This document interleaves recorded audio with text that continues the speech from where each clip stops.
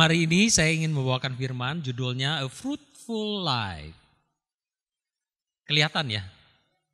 Kelihatan ya, oke. Iya. Tapi sebelum itu mari kita menghampiri tahta Tuhan, kita berdoa terlebih dahulu.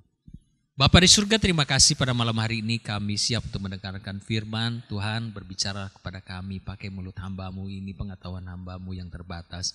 Biarlah Roh Kudus yang berbicara lebih banyak. Biarlah Roh Kudus yang menjelaskan kepada kami, membimbing kami, membentuk kehidupan kami, mengajar kami, sehingga kami boleh menjadi orang-orang yang menyenangkan hati Tuhan dalam kehidupan kami. Memuliakan nama Tuhan dalam kehidupan kami. Tuhan, terima kasih, kami menyerahkan seluruh kehidupan kami ini ke dalam tangan-Mu yang kudus. Di dalam nama Tuhan Yesus kita berdoa, haleluya, amin. A fruitful life, apa sih artinya fruitful life itu? Itu kan menjadi satu pertanyaan buat kita, apa artinya hidup berbuah?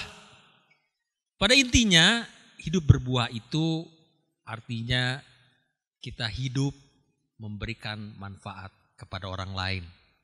Karena tidak ada pohon yang berbuah untuk dirinya sendiri, betul nggak? Nggak ada pohon itu berbuah untuk saya supaya saya bisa makan buahnya, nggak ada. Pohon itu menghasilkan buah untuk orang lain, jadi berkat.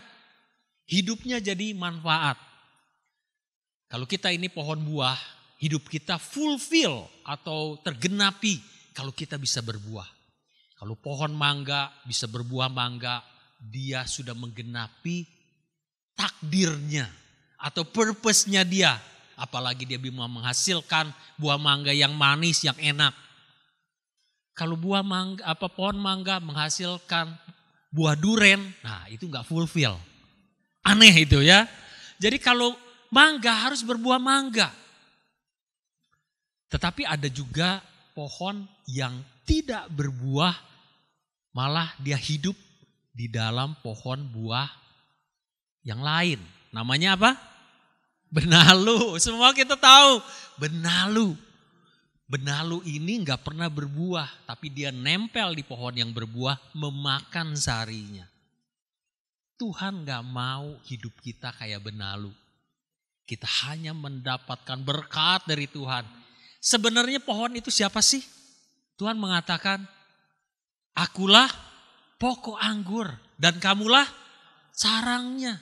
Kita ini nempel sama Tuhan, kita gak bisa berbuah tanpa nempel sama Tuhan. Tuhan itu adalah pokok anggurnya. Kita bisa berbuah lebat kalau nempel sama sumbernya. Tapi Tuhan gak seneng kalau kita nempel sama Dia, tapi kita gak ada buahnya. Ingat peristiwa Tuhan Yesus mengutuk pohon ara. Waktu dia lapar, lewat dekat pohon ara. Ada pohon ara. Wah, hebat pohon aranya. Daunnya lebat, bagus kelihatannya, subur pohonnya. Tapi masalahnya Tuhan Yesus waktu itu lapar. Dia mencari apa? Nari buah, dia gak nyari daun. Dia gak nyari lalap daun pohon ara. Dia cari buahnya. Tapi masalahnya pohon itu gak ada buahnya, tidak berbuah. Dan Tuhan bilang, kamu tidak akan berbuah lagi besoknya, kering dan mati. Kenapa? Karena tidak memberikan, dia tidak mencapai purpose-nya. Bapak, Ibu dan saudara-saudara sekalian, disadari atau tidak, kita ini dipilih oleh Tuhan, jadi seperti ini, ada purpose-nya. Percaya enggak? Betul enggak? Sebelum kita masuk ke dalam itu, kita baca dulu di John atau Yohanes 15 ayat 16. Kita baca langsung bahasa Indonesianya aja ya, semua ngerti bahasa Indonesia, jadi kita lewati. Karena saya persiapkan ini, kalau ada orang yang datang tidak mengerti bahasa Indonesia, jadi saya siapkan juga bahasa Inggrisnya supaya bisa mengerti. Ya, nextnya, Kela tolong. Nah, Yohanes 15 ayat 16, kita sama-sama baca ya. 1, 2, 3. Bukan kamu yang memilih aku, tetapi akulah yang memilih kamu. Dan aku telah menetapkan kamu supaya kamu pergi dan menghasilkan buah, dan buahmu itu tetap. supaya apa yang kamu minta kepada Bapa dalam namaku diberikannya kepadamu. Hal yang pertama yang saya catat di sini adalah bukan kamu yang memilih aku. Next slide-nya coba. God chose us. Bukan kamu atau kita yang pilih Tuhan. Banyak orang berpikir bahwa oh iya saya pilih jadi Kristen. Saya pilih percaya Tuhan Yesus. Betul, kita mau jadi orang Kristen. Betul, itu karena kita mau. Tetapi pada dasarnya kenapa kita jadi mau? Banyak orang yang tahu nama Tuhan Yesus tapi dia gak mau jadi Kristen. Dia gak mau pergi ke gereja, dia gak percaya Tuhan Yesus, bahkan benci sekali dengan Tuhan. Saat-saat ini kita lihat bagaimana gereja dianiaya, dibully, dilarang untuk beribadah. Jangan kita ngomong jauh-jauh, di negara Indonesia sendiri banyak hal yang terjadi. Sampai hari ini, gereja yang ditutup, gereja yang dilarang untuk beribadah. Bahkan ada gereja yang lagi ibadah digerebek, di stop ibadahnya. Kenapa? Karena mereka gak mau terima yang namanya Tuhan Yesus itu. Jadi orang bisa percaya kepada Tuhan itu bukan karena dia mau. Tetapi karena Tuhan sudah memberikan rohnya, Tuhan sudah pilih orang itu sehingga hatinya bisa mengerti bahwa ini Tuhan yang benar. Roh Tuhan ada pada kita. Bapak, Ibu dan saudaraku yang dikasih oleh Tuhan, pada waktu Petrus ditanya, siapakah aku ini menurut orang-orang? Ada yang bilang dia Elia, ada yang bilang dia Yohanes Pembaptis. Menurut kamu siapa aku? Terus Petrus mengatakan engkaulah Mesias. Dan Tuhan mengatakan engkau diberikan itu oleh Roh Kudus. Bukan dari dirimu sendiri, Allah yang menyatakannya kepadamu. Jadi setiap orang yang percaya dan bisa tahu oh ini Tuhan yang benar. Itu karena ada Roh Kudus dalam kita. Oleh sebab itu Tuhanlah yang pilih kita. Bersyukurlah karena kita dipilih. Banyak orang yang dengar firman tapi mereka gak bisa dengar. Dengar juga gak ngerti. Ngomong apa sih? Gak ngerti. Tapi kita begitu dengar firman kok ada yang tergerak di hati ini. Kenapa ya saya tuh rasanya tuh gimana gitu di dalam hati ini. Dengar pujian tuh kayaknya hati kita meleleh. Itu bukan dari diri kita. Percayalah itu karena karunia yang Tuhan berikan kepada kita. Hati yang lembut, Roh Kudus yang memberikan kepada kita. Kenapa kita memuji Tuhan kok bisa nangis ya? Banyak orang kalau kita dengar kesaksian-kesaksian di YouTube. Banyak orang nggak dikotbahin. Tidak dikotbahin, tidak diajarin, tidak diomongin mengenai firman. Enggak. Mereka dengar firman Tuhan tapi hatinya kok kayak geter gitu. Kayak hatinya itu kok kayak meleleh. Kenapa ya saya dengar lagu pujian ini kok hati saya kok kayaknya ada damai gitu. Kenapa ya? Sampai akhirnya dia cari tahu dan orang percaya karena pendengaran akan firman Tuhan. Kemudian hatinya terbuka dan dia, oh ini. Karena dia itu adalah benar Tuhan. Roh Kudus lah yang kasih tahu. Tidak seorang pun. Jangan coba-coba kita mau rubah orang lain. Mau anak kita, pasangan kita, suami atau istri. Kita mau rubah hatinya. Oh dia orangnya begitu. Saya akan rubah dia supaya dia jadi baik. Nggak bisa. Percayalah. Jadinya apa? Jadi tengkar. Yang bisa merubah hati orang hanya satu. Hanya Roh Kudus yang bisa. Karena hati yang keras itu harus digemburkan. Dan Roh Tuhan yang tahu bagaimana menggemburkan hati manusia. Karena hati manusia itu begitu kerasnya. Gak bisa. Biar orang tua mau bagaimana mendikte anaknya. Wah diajar ini kamu harus gini gitu gini. Betul secara pengetahuan tahu gak dia? Tahu. Kita juga tahu. Betul gak? Semua kebenaran yang diajarkan, yang pernah kita dengar, kita tahu nggak? Tahu. Tapi apakah semuanya kita lakukan? Enggak. Banyak bandelnya juga kita kan. Jangan dulu dah. Bisa nawar. Kita mengeraskan hati kita nggak mau. Jadi kalau kita berubah, kita menjadi orang yang percaya kepada Tuhan. Sampai seperti ini, sampai hari ini. Itu adalah anugerah yang terbesar yang Tuhan berikan pada kita. Kita diproses oleh Tuhan. Entah melalui masalah, entah melalui banyak hal yang terjadi dalam hidup kita. Sehingga kita menyadari, iya saya perlu Tuhan. Kalau hidup kita dikasih senang terus, semuanya lancar. Jangan-jangan kita ninggalin Tuhan. Berkatnya banyak dikasih oleh Tuhan. Tapi kita melupakan Tuhan. Kenapa? Karena seolah-olah itu karena kekuatan saya, pintaran saya jago bisnisnya. Makanya bisnis saya lancar. Kita lupa bahwa segala sesuatu yang baik yang kita nikmati datangnya dari Tuhan. Kalau bukan Tuhan yang mengawal kota, sia-sialah penjaga yang menjaganya. Kalau bukan Tuhan yang membangun, sia-sialah orang yang membangun. Semuanya yang baik yang datang dari dalam hidup kita itu karena Tuhan. Oleh sebab itu, God chose us. Itu anugerah yang terbesar. Jangan sia-siakan. Karena kita bisa merespon dengan baik, bisa juga merespon dengan tidak baik. Kita cuekin Tuhan bisa nggak? Begitu ada tawaran. Ini mau ke ibadah atau ada pesta nih.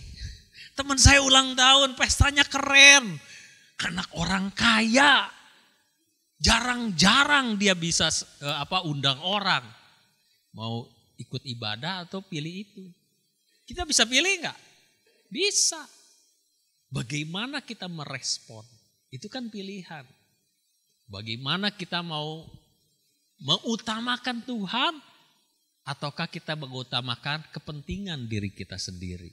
Kadang-kadang saya lagi gak mood, saya gak mau ibadah hari ini. Lagi kesel, saya lagi marah. Biasanya sih sama orang dekat. Kalau udah begitu males dah ngapa-ngapain. Marah bawaannya gitu, kesel gitu. Kita bisa bawa itu sampai kita mau ketemu Tuhan aja gak mau. Mau memuji Tuhan aja gak mau. Kenapa? Marah, kesel. Bisa seperti itu? Bisa, karena itu pilihan. Tapi maukah kita merendahkan diri kita walaupun kita kesel, walaupun kita marah. Tapi kita datang kepada Tuhan. Merendahkan diri. Tuhan, saya marah, saya kesel. Saya pengennya ngamuk. Tapi Tuhan, saya tahu Tuhan telah memberikan aku anugerah. Menyelamatkan saya, mengasihi saya. Mau gak kita meletakkan kesombongan kita seolah-olah kita yang punya universe ini, dunia ini milik kita. Kayaknya mau bikin apa aja kayaknya kita mampu. Padahal kita ini gak punya kekuatan apa-apa. Diselentik sedikit aja asam urat udah gak bisa jalan. Bener gak? Cuma salah ngangkat nih. Pinggangnya uratnya kecepit, bukan kecepit lah, menceng dikit gitu. Udah jalannya nggak bisa lurus. Mau ngambil barang, ayo nggak bisa apa-apa. Coba cuma sedikit gitu aja udah nggak bisa apa-apa. Kenapa kita sombong? Kenapa kita kayaknya tuh sok kuat? Bukan kita yang pilih Tuhan, Tuhan yang pilih kita. Anugerah Tuhan buat kita ini. Oleh sebab itu sadarilah bahwa kita ini gak punya kekuatan apa-apa, jangan sombong.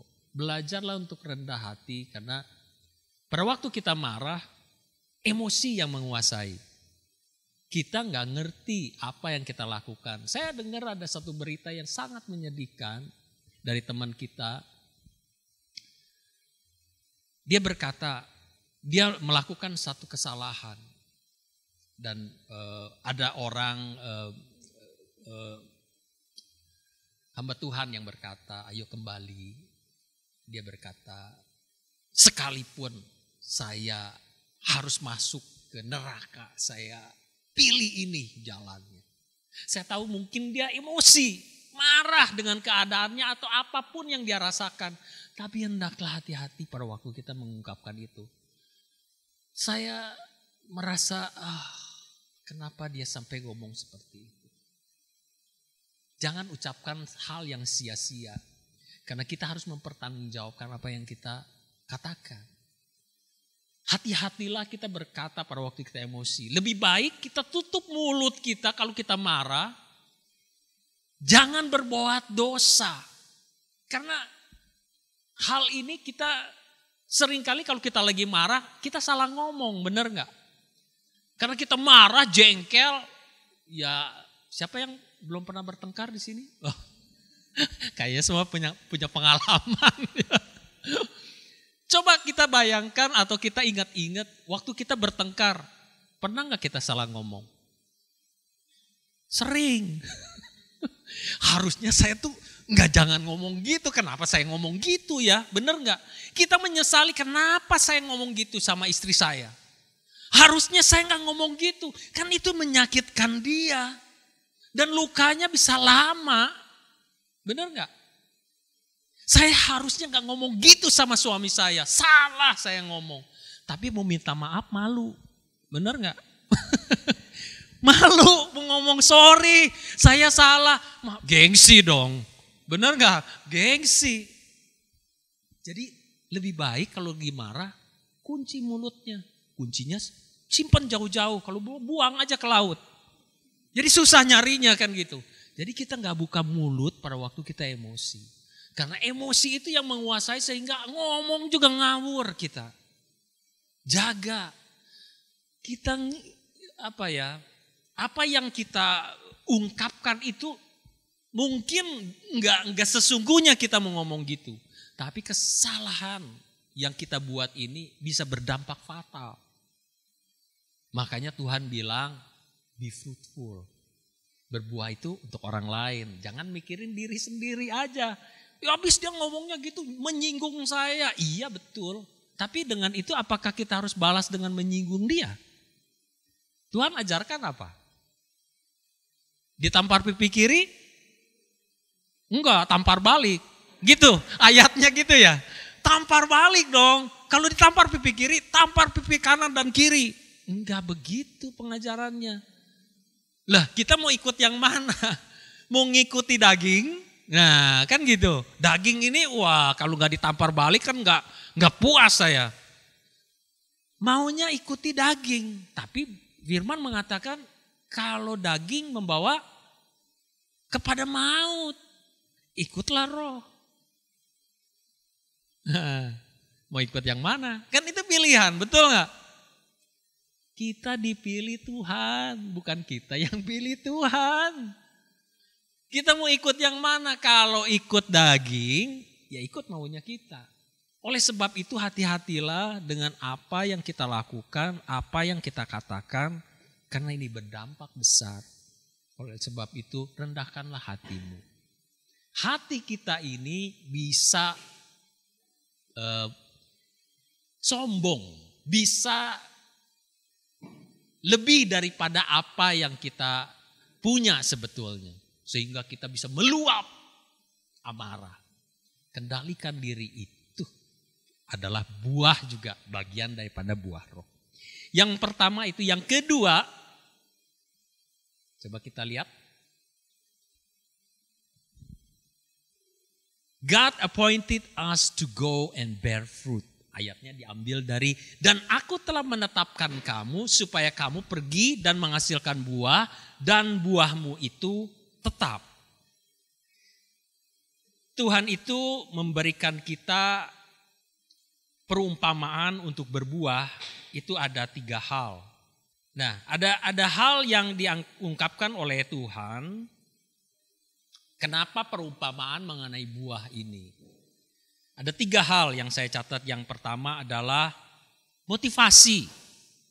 Yang kedua adalah produktivitas. Yang ketiga adalah sikap. Yang pertama motivasi. Kenapa fruitful? Motivasinya apa sih yang Tuhan ingin tanamkan kepada kita? Hiduplah bermanfaat untuk orang lain. Seperti pohon ara ini, kelihatannya banyak daunnya, kelihatannya sehat pohonnya, bagus penampilannya, tetapi dia tidak memberikan manfaat. Banyak orang yang penampilannya hebat, keren, bisnisnya cakep, penampilannya rupawan, mobilnya bagus, rumahnya bagus, keluarganya bagus. Tapi mereka hidup hanya memikir dirinya sendiri. Gak pernah jadi manfaat untuk orang lain. Bisnisnya bagus, gak jadi berkat buat orang lain. Hidupnya hanya memikirkan bagaimana menghabiskan uangnya untuk kesenangan dirinya sendiri. Dan kita biasanya melihat dalam hidup kita, apa yang kita mau lihat. Kadang-kadang di lingkungan kita ada orang yang butuh, ada orang yang perlu kita bantu. Kita gak bisa lihat. Kenapa? Karena kita gak mau lihat. Sama seperti kisah yang ada di orang Samaria yang baik hati itu. Pada waktu lihat orang yang dirampok, gak perlu status siapapun dia. Orang melihat kemudian dia nyebrang jalan. Betul gak? Dia gak mau melihat karena nantinya jadi problem buat dia. Ganggu. Banyak orang diberkati tapi dia gak peduli. Orang ada satu berita juga yang saya dengar baru-baru ini. Ada seorang adik kakak yang rukun dari kecilnya. Main bareng, teman-teman mereka juga sama ya, karena umurnya gak beda jauh. Hubungan mereka harmonis dan bagus. Setelah dewasa, setelah mereka punya anak, bahkan udah punya cucu, mamanya meninggal. Tapi sebelum meninggal, mamanya sakit udah cukup lama juga. Akhirnya meninggal dipanggil Tuhan. Dan berita yang sangat menyedihkan yang terjadi adalah apa? Pada waktu jasad mamanya masih ada di sana, adik kakak ini bertengkar hebat. Kenapa bertengkarnya? Diusut punya usut ternyata membicarakan mengenai pada waktu mamanya sakit. Biaya yang keluar untuk dokter dan biaya rumah sakit itu besar. Dan mereka bertengkar hebat gara-gara biaya yang dikeluarkan begitu besar.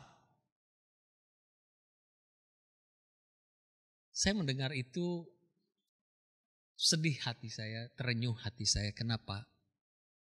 Jasad mamanya masih belum dikubur, masih ada di sana. Anaknya bertengkar hebat gara-gara biaya berapa yang dikeluarkan. Pernahkah kita berpikir seorang mama memperhitungkan berapa ya saya harus keluarkan untuk anak saya dibesarkan. Untuk biaya sekolah, untuk makannya, untuk kalau dia sakit apa? Membiayai anaknya. Anaknya ini pernah berpikir gak berapa biaya yang mereka sudah habiskan? Kenapa berpikir berapa uang yang saya sudah habiskan untuk membiayai mamanya ini ke rumah sakit? Bertengkar hebat dengan saudaranya. Sedih kita dengarnya bukan? Padahal dulu cari uang untuk keluarga. Sekarang uang jadi memecahkan keluarga. Itulah kalau kita gak hidup berbuah. Kita pikir diri kita sendiri saja. Keperluan kita saja. Padahal ada saudara-saudara. Mungkin saudaranya ini gak mampu. Mau bantu apa, duit aja gak ada. Hidup aja susah mungkin. Tapi ini menjadi satu pertengkaran yang hebat. Sampai tamu-tamu pun geleng-geleng kepala. Yang saya lebih menjadikan lagi karena bapaknya masih ada. Bagaimana perasaan papanya? Sudah kehilangan istrinya, dia kehilangan 2 anaknya. Bukan kehilangan secara jasmani, hatinya hilang, betul enggak? Sayangnya dia sama orang tuanya kayaknya udah dinilai dengan uang. Betapa hancurnya hati bapaknya. Saya berpikir iya kalau saya jadi bapaknya, sedih banget itu. Begitulah kalau kita hidup enggak berbuah. Buah apa? Buah kasih. Ada nggak, masih ada kasih nggak sih kita ini? Mari kita belajar. God appointed us to go. Bear fruit. Perginya bukan pergi harus keluar. Bukan. Tapi do something. Action. Karena Tuhan gak bisa ngarahkan mobil parkir. Tuhan bisa ngarahkan kalau mobilnya jalan. Kalau kita bergerak Tuhan bisa arahkan. Tapi kalau kita diam aja gak do nothing, gak bisa diarahkan. Harus kita bergerak melakukan sesuatu. Kita ini kan bukankah kita sudah diberkati oleh Tuhan? Berkat apa? Berkat kepintaran. Jadi berkatnya untuk orang lain. Ataukah untuk diri kita sendiri? Berapa sering sebagai orang tua kita memesankan anak kita, ayo kamu jadi orang pintar. Cari uang yang banyak supaya hidupmu nyaman. Senang, bahagia. Berapa banyak kita berkata sama anak-anak kita. Kamu belajar juga jadi berkat buat jadi orang lain. Berapa sering kita menanamkan itu juga. Kalau kita kurang menanamkan itu, dia akan cari uang, sukses, bahagia. Bahagia itu artinya untuk diri sendiri kan. Kemudian bagaimana dia memikirkan untuk orang lain? Jauh daripada itu. Tapi kita harus tanamkan juga bahwa hidup ini bukan sendiri. Kita perlu orang lain. Kita harus jadi berkat untuk orang lain. Jadilah anak yang pintar supaya hidupmu jadi berkat buat banyak orang. Itu yang harus kita tanamkan kepada mereka. Doakan mereka supaya hidupnya jadi berkat. Inilah hidup berbuah. Kalau enggak, hidupnya hanya untuk dirinya sendiri. Motivasi yang benar. Yang kedua, produktivitas. Tidak ada kata pensiun. Berapa banyak orang yang sekarang mau pensiun muda, bahkan di sosial media ditawarkan mau pensiun dalam usia muda, ikuti cara ini. Mau punya passive income, nah ikuti cara 1, 2, 3 step ini. Semua digiring untuk pensiun. Bahkan di gereja pun, oh iya saya udah pensiun, dulu saya pendeta, saya pensiun. Enggak. Dalam firman gak begitu, sampai memutih rambutku. Loh, kita melayani Tuhan tuh gak ada waktunya. Nanti kalau kita udah suruh ketemu langsung, waktu tidur dan kita lupa bangun, selesai. Nah, itu baru pensiun. Tapi selagi kita masih bernafas, jadilah berkat. Gak peduli umur berapa. Gak peduli kita ini kadang-kadang ada orang yang saya gak seperti dulu lagi, gak secepat orang dulu lagi. Yang dulu saya bisa pintar masak, sekarang gak bisa masak karena gak kuat lagi. Gak apa-apa. Tapi masih bisa berdoa kan? Doakanlah. Karena ada orang-orang tua yang merasa dirinya udah gak berguna. Makin tua makin kayaknya udah gak berguna saya menyusahin anak, nyusahin cucu, gak bisa lakukan apa-apa. Enggak. Orang tua diperlukan untuk apa? Berdoa bagi anak cucunya, memberkati anak cucunya. Karena apa? Berkat itu turun dari kepala, janggut dan jubah. Dari atas turun ke bawah. Dari kakek neneknya turun kepada keturunan-keturunannya.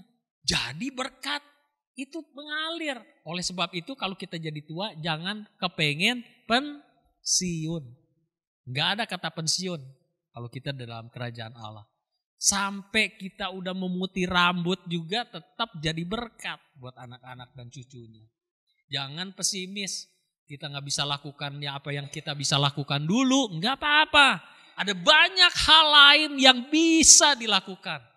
Bagaimana kita bersaksi. Oh dulu oma, ceritain sama cucu-cucunya. Dulu oma lakukan ini bagi orang-orang.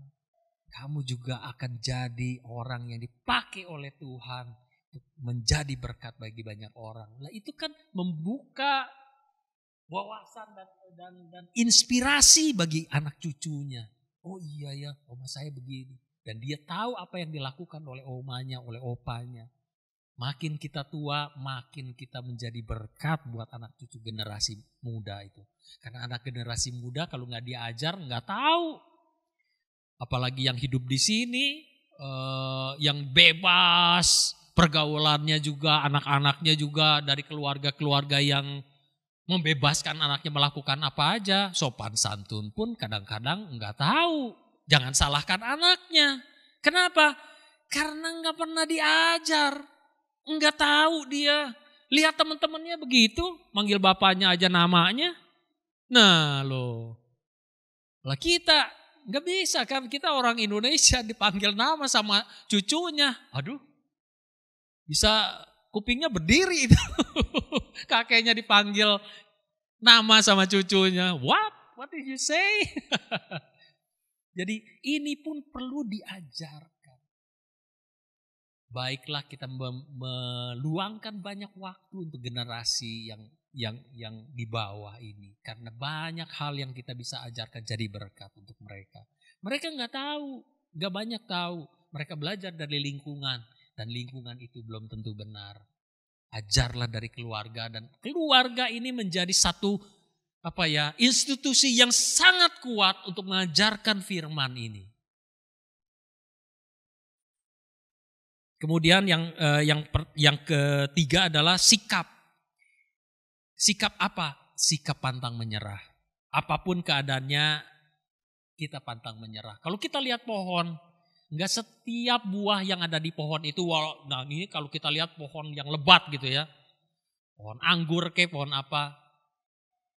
Buahnya kan enggak semuanya bagus toh. Enggak ada yang enggak pohon itu semuanya mulus gitu. Betul enggak? Ada mungkin yang ya karena keadaan cuaca atau apa jadinya jelek. Buahnya nggak bagus. Tapi pohon itu masih tetap berbuah nggak? Berbuah, nggak putus asa gitu. Buah saya nggak bagus semua, saya nggak mau berbuah lagi. Nggak begitu kan? Enggak. Oleh sebab itu kekristenan, kehidupan kita sebagai orang Kristen juga mungkin buah-buah yang dihasilkan dalam kehidupan kita nggak sempurna semuanya. Banyak cacatnya mungkin. Tapi Tuhan mau kita tetap berbuah. Dan terus berbuah. Karena dalam buah-buahmu itu pasti ada yang sempurna, bagus di mata Tuhan tuh bagus. Lingkungan pun bagus. Mungkin ada yang beberapa mungkin kamu ada yang kurang, ada salahnya lah gitu kan, yang gak sempurna. Tapi orang memaklumi dan memaafkan itu. Tapi buahnya karena banyak, orang juga ingat, dia buahnya bagus, banyak itu kebaikan yang pernah dia lakukan. Wah itu luar biasa, effort yang dia lakukan. Wah itu luar biasa, bertahun-tahun dia melayani dengan setia. Wah itu luar biasa, itu kan buah yang bagus. Banyak orang akan terinspirasi melihat itu. Diingat banyak orang, iya dulu itu. Wah dia, kalau nggak karena dia, nggak tahu saya kayak apa. Itu kan satu hal yang sangat membekas dalam hidup orang, mengubah hidup orang.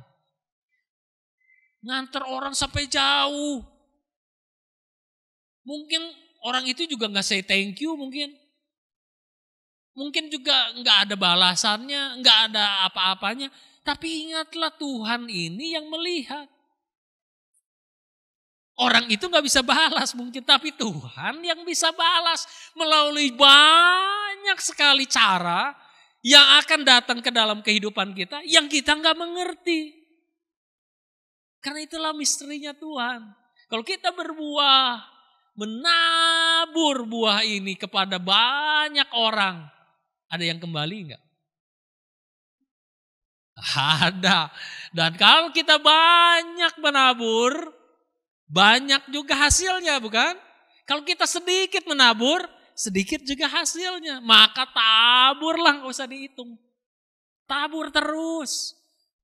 Berbuahlah terus supaya dinikmati banyak orang. Karena kebaikan, perbuatan baik yang kita lakukan, itulah buah yang dihasilkan apa yang kita belajar di firman ini. Kalau kita sama dengan orang dunia, mana buahnya? Gagah aja mentereng kayak begitu. Nggak ada buahnya. Maksudnya apa? Nggak bisa dinikmati kamu ini. Nggak ada manfaatnya. Bagus aja mentereng, hebat kelihatannya, tapi nggak ada manfaatnya. Tidak dirasakan. Oleh sebab itu mari kita ingat bahwa sikap ini juga penting. Motivasi kita juga penting. Tuluslah lakukan segala sesuatu seperti untuk Tuhan. Pada waktu kita ketemu Tuhan, itu adalah start awal kita ini memulai kehidupan kita yang baru. Ada perubahan dalam hidup kita. Pada waktu Sakius pengen lihat Tuhan, di Alkitab dikatakan bukan Sakius melihat Yesus, enggak. Yesus melihat Sakius. Kenapa? Hati yang rindu ini cari Tuhan, Tuhan melihat. Sakius turun, hari ini aku akan mampir di rumahmu. Tahukah Bapak Ibu dan saudaraku yang dikasih oleh Tuhan, Sakius ini orang yang ditolak dari lingkungannya. Kenapa? Karena dia pungut cukai, dibenci banyak orang. Dia pungut cukai, dia tuh dimusuhin sama masyarakat, rejected, ditolak, nggak mau jadi temannya Sakius, orang nggak bener. Tapi begitu ketemu Tuhan, Tuhan melihat, Tuhan terima dia. The acceptance itu membuat dia, wow, aku ini diterima sama Tuhan. Saya gak ditolak walaupun semua orang tolak saya.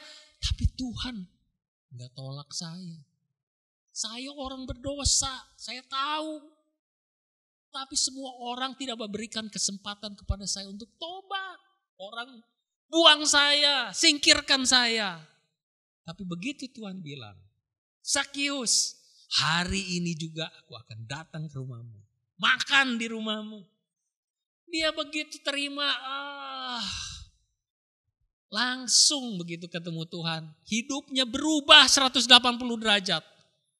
Tuhan, kalau ada yang saya peras, saya akan kembalikan 4 kali lipat.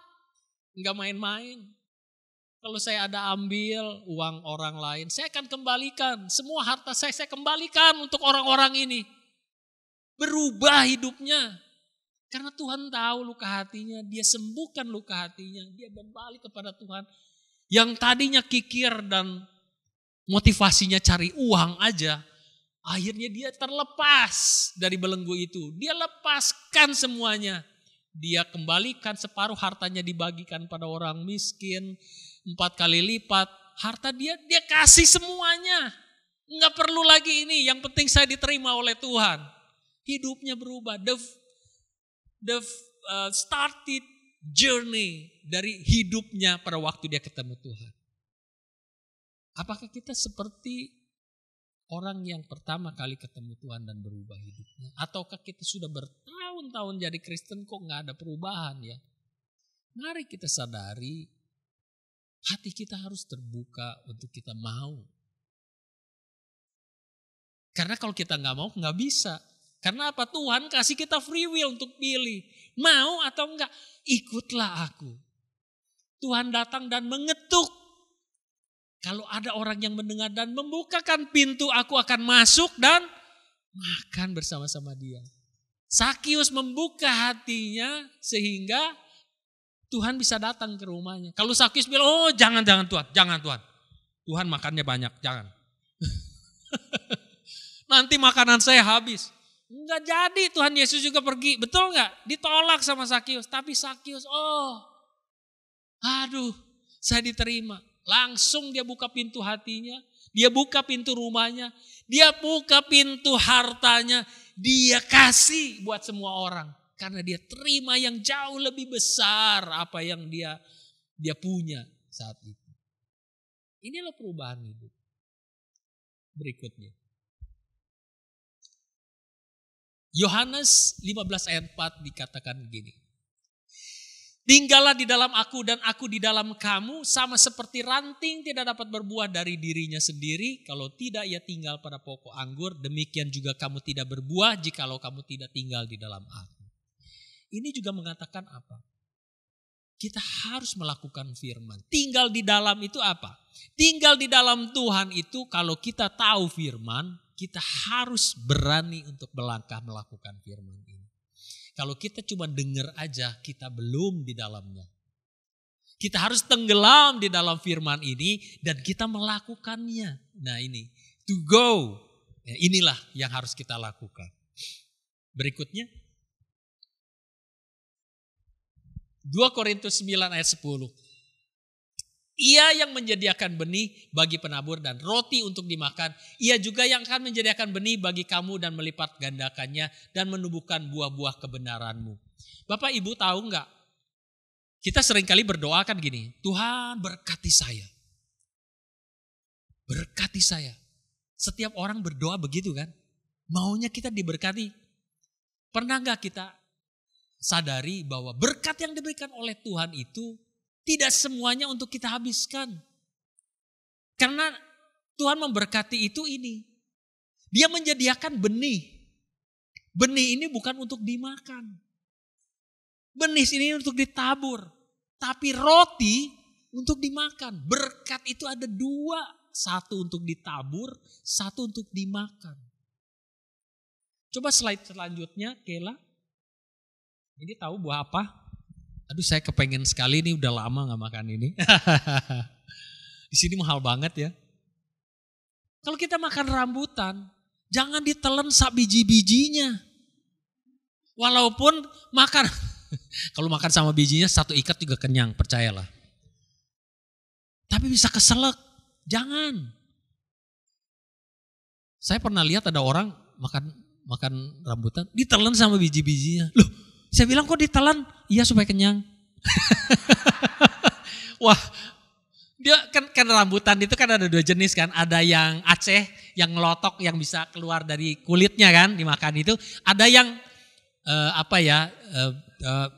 bukan ya kayak rapiah itu kan ngelotok. Ada yang banyak airnya tapi nggak ngelupas dari kulitnya itu. Dimakannya itu nempel gitu. Kalau orang Sunda bilangnya rambutan gelong atau apa gitu. Nah karena susah mungkin ditelan aja sama biji-bijinya gitu. Nah saya ingin ilustrasi ini begini. Kita makan buah itu kan dimakan dagingnya.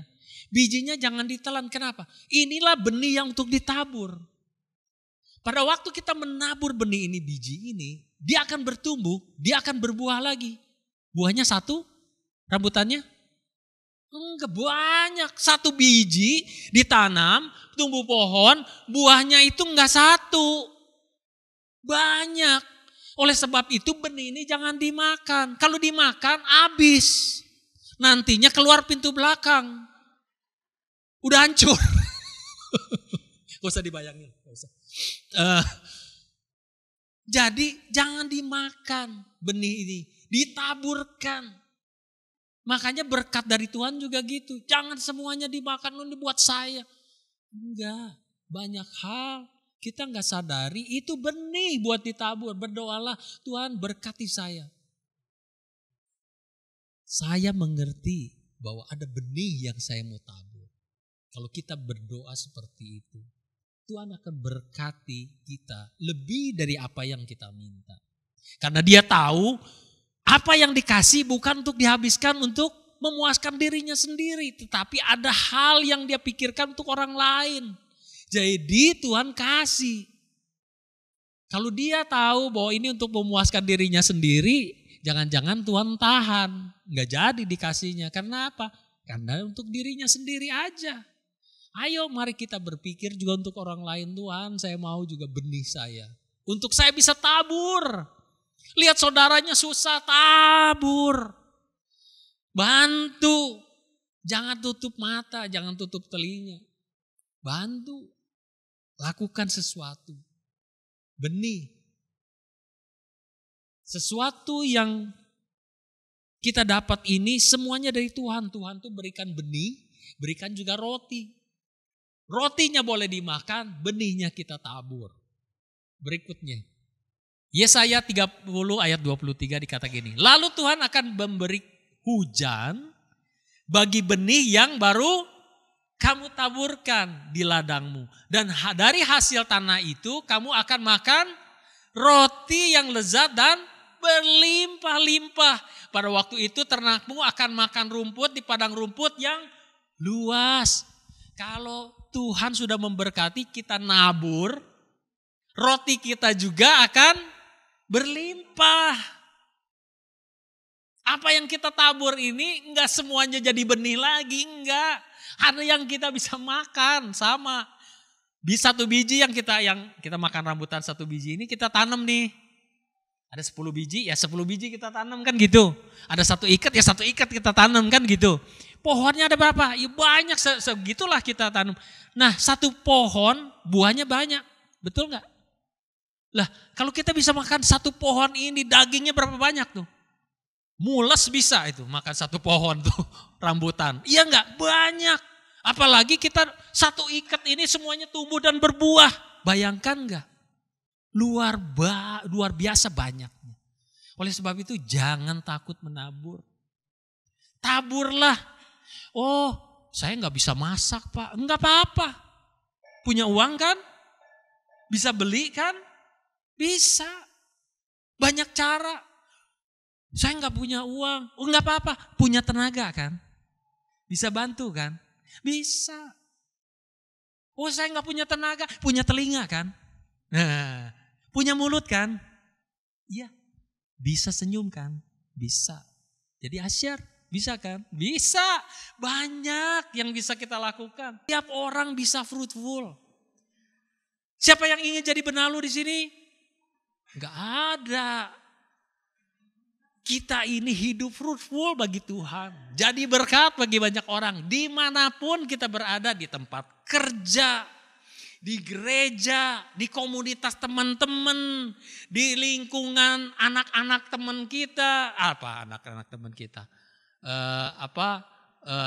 Di lingkungan temannya anak-anak kita maksud saya itu gitu. Ya sampai bingung ngomongnya.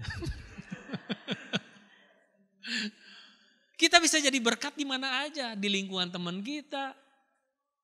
Tuhan